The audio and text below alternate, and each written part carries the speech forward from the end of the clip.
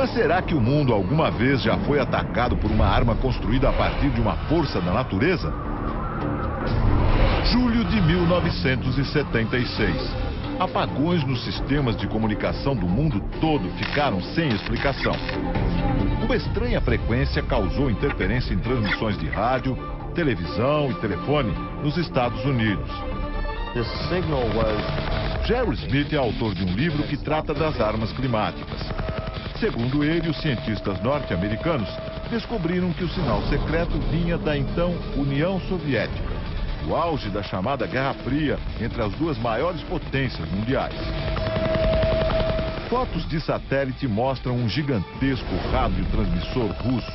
Dele saíam ondas de extrema baixa frequência rumo à atmosfera sobre os Estados Unidos. O sinal continuou a ser detectado até 1989. Mas por quê? O transmissor soviético funcionava como um grande radar e servia para verificar se havia mísseis americanos a caminho do país. Mas alguns pesquisadores suspeitam que algo mais sinistro estava no ar. No início da década de 80, um relatório do Departamento de Defesa americano dizia que a máquina russa interferia no clima e que teria o poder de alterar o padrão dos ventos no mundo todo. Será que o transmissor foi uma arma secreta entre União Soviética e Estados Unidos? O fato é que, nessa época, algo muito estranho aconteceu. De 1987 a 1992, o estado da Califórnia passou por uma das secas mais dramáticas da história. As lavouras secaram e o gado morreu. O preço dos alimentos subiu vertiginosamente e a população ficou aterrorizada. Os especialistas em clima disseram que a causa foram as altas temperaturas que impediram a entrada de umidade na região, um fenômeno fora do comum para a Califórnia. Normalmente, os ventos de grande altitude levam a umidade para a costa dos Estados Unidos. As setas indicam que os ventos sopram sempre para o leste. Durante a seca, os ventos mudaram subitamente de direção e se enfraqueceram. É claro que os soviéticos negaram tudo. Este professor de táticas militares diz que negar faz parte do jogo. Afinal, nenhum governo se sentiria confortável em admitir que deu início a uma guerra climática. Coincidência ou não, em 92 os Estados Unidos começaram a construir este enorme complexo de antenas no Alasca, como parte do projeto conhecido como HAARP.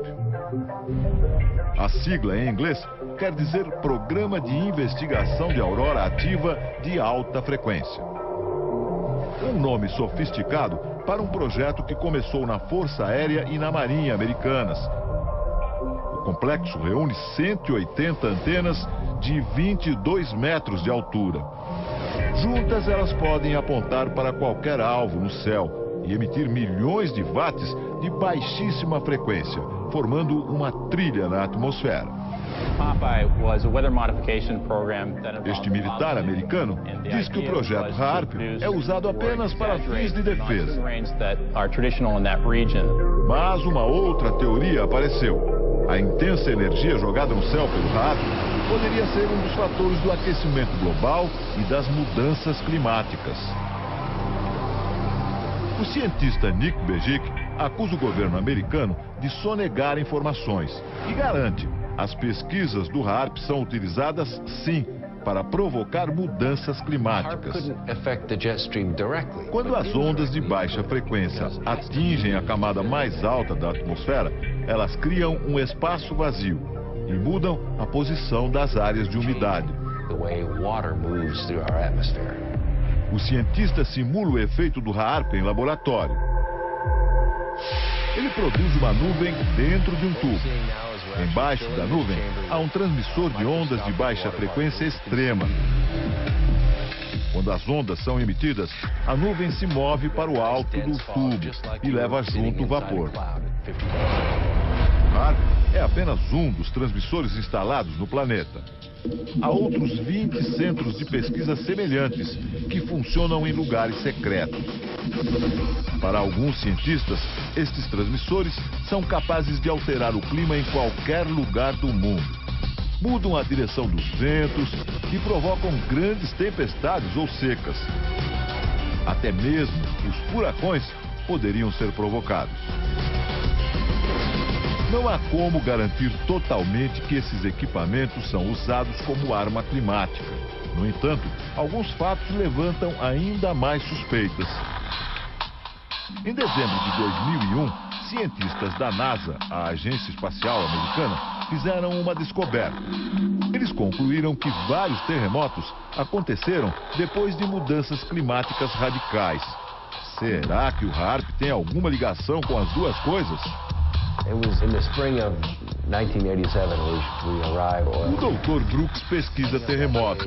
Ele trabalhava numa empresa de petróleo e gás e utilizava as mesmas ondas de baixíssima frequência do HAARP para suas pesquisas numa região do Pacífico.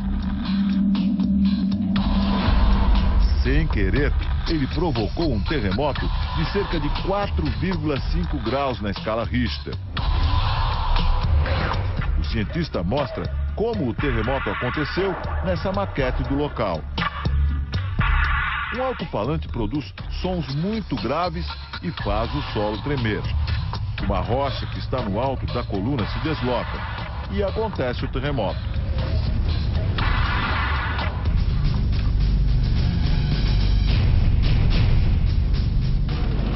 Várias teorias afirmam que o HAARP é responsável por terremotos em territórios inimigos dos Estados Unidos, como o Irã e o Afeganistão.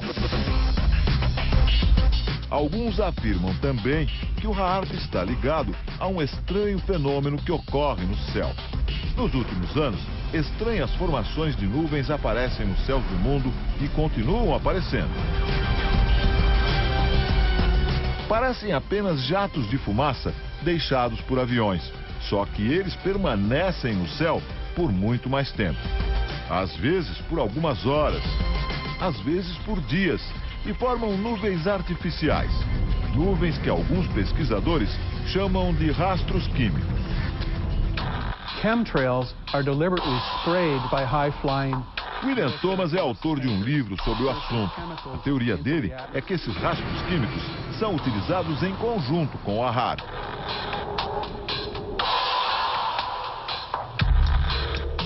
Segundo ele, os rastros químicos secam o ar.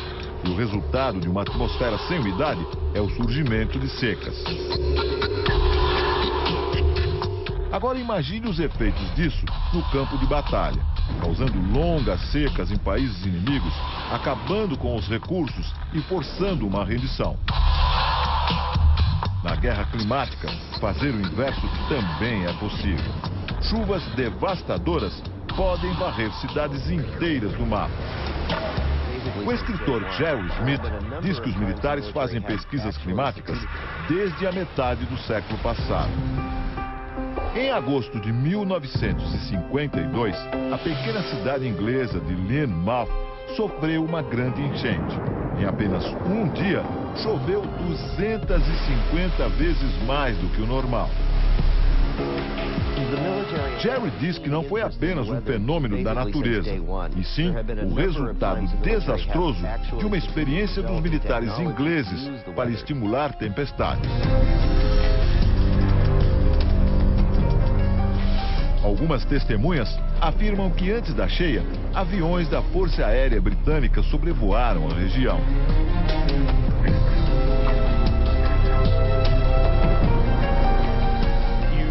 Nick Pope afirma que há relatos de que os aviões faziam manobras estranhas e lançavam produtos químicos no ar, e que muitos documentos dessa operação desapareceram dos arquivos.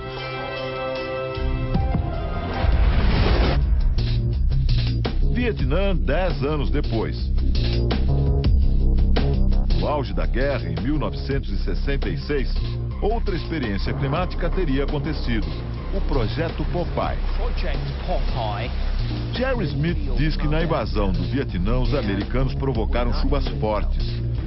a princípio normais naquela região, mas não por períodos tão prolongados como aconteceu em outubro daquele ano.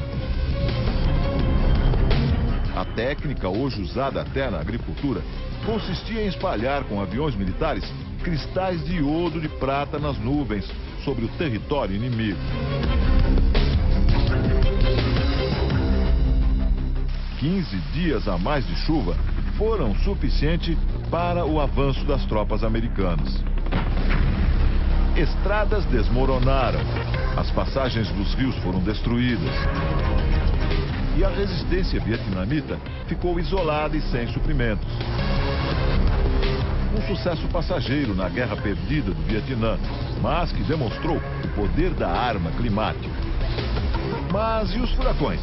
Há quem diga que também é possível produzir furacões com um objetivo militar. Muitas pessoas acreditam que o furacão Katrina foi um deles. Uma arma utilizada em sua potência máxima. 23 de agosto de 2005, o Serviço Nacional de Meteorologia dos Estados Unidos prevê uma chuva torrencial nas Bahamas. Uma tempestade desse tamanho raramente destrói casas e muito menos mata pessoas. Mas isso mudaria em pouco tempo.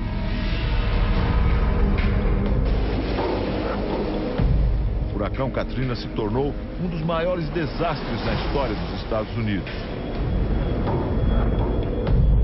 1.800 pessoas morreram.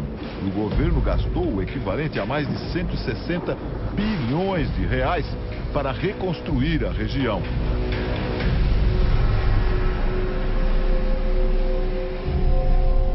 Uma das teorias é que o furacão foi provocado por experiências climáticas russas e chinesas. Uma conspiração internacional, até agora sem provas. E no Brasil, o que dizem os especialistas? O Domingo Espetacular conversou com vários cientistas do clima. Neste Instituto de Meteorologia, os pesquisadores dizem que o homem pode sim dominar certos aspectos do clima, mas que não é possível controlá-lo totalmente. Para esta meteorologista, a natureza é muito complexa e os efeitos podem sair de controle. Isso pode se voltar para ele próprio, porque a atmosfera está sempre em movimento e as mudanças ocasionadas em uma região podem vir a afetar regiões bem remotas. As consequências de certas formas de manipulação climática podem ser muito graves e acontecer em larga escala.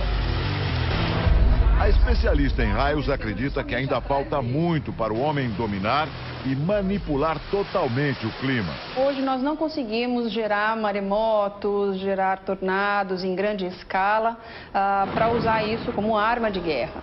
Hoje isso é uma teoria da conspiração e é uma ficção. O professor explica que o homem até pode conseguir usar o clima como arma de guerra, mas há outros fatores a serem considerados. É válido você investir dinheiro, talento científico para esse tipo de objetivo, quando você poderia estar usando o dinheiro e o talento científico para outras questões muito mais importantes e relevantes para toda a humanidade, né? Apesar de muito polêmica, a ideia da manipulação climática se multiplica e ganha corpo até nos ambientes militares. A Força Aérea dos Estados Unidos admite que pretende ter armas climáticas para uso militar até 2025.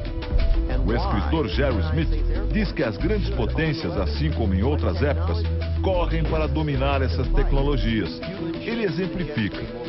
Uma guerra climática, o país que controlar a direção dos ventos poderia condenar outro a uma seca prolongada ou a uma nova era glacial. Sem exércitos, sem tanques ou bombas atômicas. Em lugar disso, raios destruidores. Chuvas torrenciais, terremotos e ondas gigantes. No futuro, quem controlar o clima será dono do planeta.